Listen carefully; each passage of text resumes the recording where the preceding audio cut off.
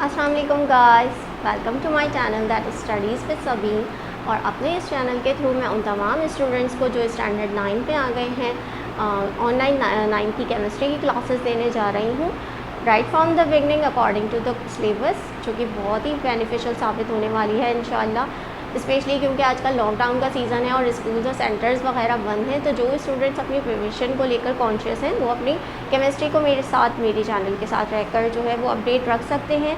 करना आपको क्या होगा, करना आपको सिर्फ ये है कि मेरी वीडियो को लाइक करें, मेरे चैनल को सब्सक्राइब करें, इसे ज़्यादा से ज़्यादा अपने फ्रेंड्स में जो है वो शेयर करें, ताकि मैंने जिस काम का आगाज़ किया है मैं इसे पाया तकमील तक पहुंचा सकूं। और साथ साथ बेल आइकन को प्रेस करना ना भूलें ताकि मेरी हर आने वाली नई वीडियो आप तक पहुंच सके।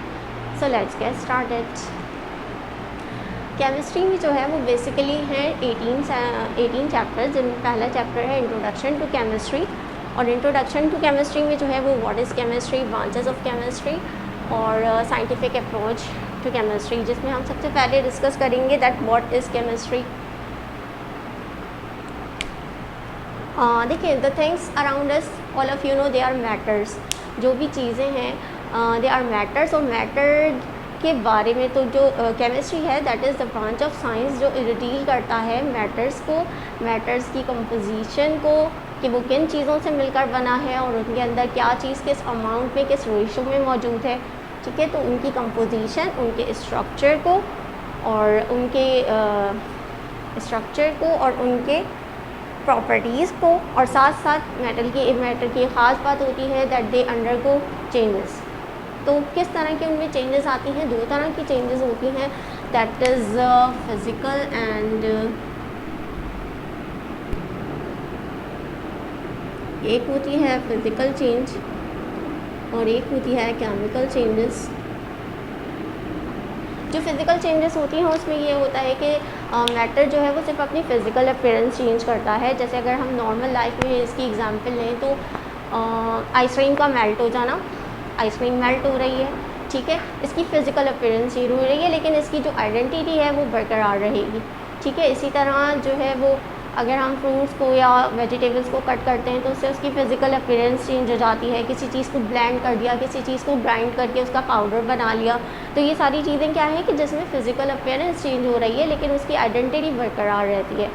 लेकिन अगर हम बात करें केमिकल चेंजेस की, तो केमिकल चेंजेस में क्या होता है कि ना सिर्फ जो है उसकी फ़िज़िकल अपीयरेंस मैटर की चेंज होती है, बल्कि साथ साथ जो है वो अपनी आइडेंटिटी भी लूज़ कर देता है।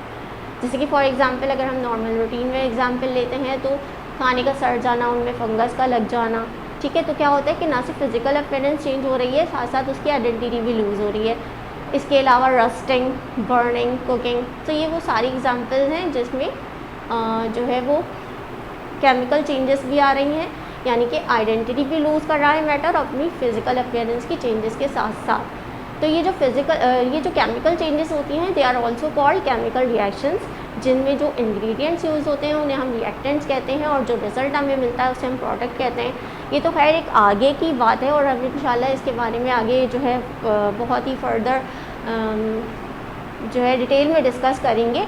तो moving back to the point that what is chemistry, chemistry is the branch of science that deals with the matter, कि मैटर का स्ट्रक्चर क्या है, उसकी कंपोजिशन क्या है और साथ साथ किस तरह की चेंजेस उनमें आती हैं और वो जो चेंजेस आती हैं वो किन प्रिंसिपल्स के तहत आती हैं। So I hope you got it what is chemistry. Now next is branches of chemistry. और स्टूडेंट्स, ब्रांचेस ऑफ केमिस्ट्री जो हैं वो 8 तरह की ब्रांचेस हैं इसमें, जिसके बारे में मैं आपको अभी फ़िलहाल ये कहूँगी कि मैं ये चीज़ जो है स्किप कर रही हूँ और इसको मैं कहूँगी कि ये डेफिनेशन बेसिस समझकर आप जो है इसे फ़िलहाल जो है वो ख़ुद से रीड कर लीजिएगा, क्योंकि इनमें जो टर्म्स यूज़ होने वाली हैं वो अभी उससे आप फेमिलियर नहीं हैं। आई नो कि आप में से बहुत सारे लोग इससे फेमिलियर होंगे कि what is atom, what is molecule और जो है न्यूक्लियस क्या होता है ये वो, लेकिन मैं जो है वो इस तरह लेके चल रही हूँ कि राइट फ्रॉम द बिगनिंग, यानी कि जो बिगनर्स हैं जिन्हें कुछ भी नहीं आता वो भी जो है वो समझ सकें। तो जो टर्म्स इसमें यूज़ हो रही हैं अभी से मैं उसको एक्सप्लेन नहीं कर पाऊँगी, तो अभी आप उसको डेफिनेशन समझ के जो है वो पढ़ लीजिएगा और इंशाल्लाह जब हम आगे अपने अगर इंशाल्लाह ये स्टडीज़ हमारी जारी रही तो वो जो डेफिनेशन है वो खुद ब खुद आपको बहुत ईजी लगने लग जाएंगी। ठीक है, और now moving on the third topic that scientific approach to chemistry. लेकिन स्टूडेंट्स होता ये है कि अब ऐसा नहीं होता कि अगर जो है वो कोई फिनोमेना मैंने डिस्कस किया तो जब मैंने बस डिस्कस किया और उसे सब मान लें, ऐसा नहीं होता।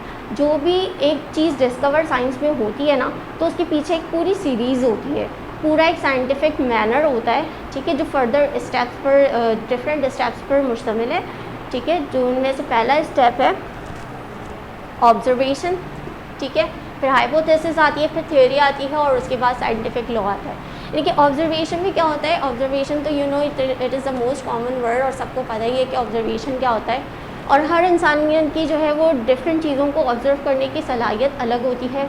हर कोई जो है वो उसकी ऑब्जर्वेशन पावर जो है उसके स्किल्स के हिसाब से डिफरेंट होती है। कुछ लोग जो है वो चीज़ों को इस तरह ऑब्ज़र्व नहीं करते जिस तरह करना चाहिए, और कुछ लोग जो है वो हर चीज़ को बहुत बारीकियों से ऑब्ज़र्व करते हैं, ठीक है। तो अगर आप कोई फिनोमेना ऑब्ज़र्व करते हैं, that is your first step, that is the basic tool of scientific approach, ठीक है।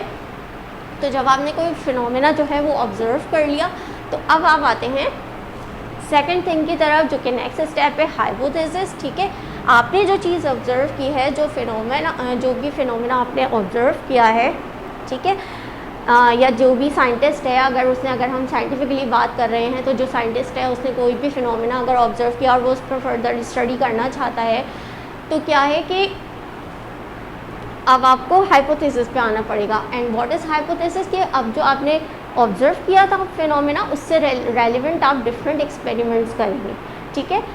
वो एक्सपेरिमेंट्स आप क्यों करेंगे, ताकि आप जो फिनोमेना आपने ऑब्ज़र्व किया है वो उन एक्सपेरिमेंट्स के थ्रू आप वो फिनोमेना जो है दूसरों को एक्सप्लेन कर सकें, दूसरों तक कन्वे कर सकें अपनी बात, ठीक है।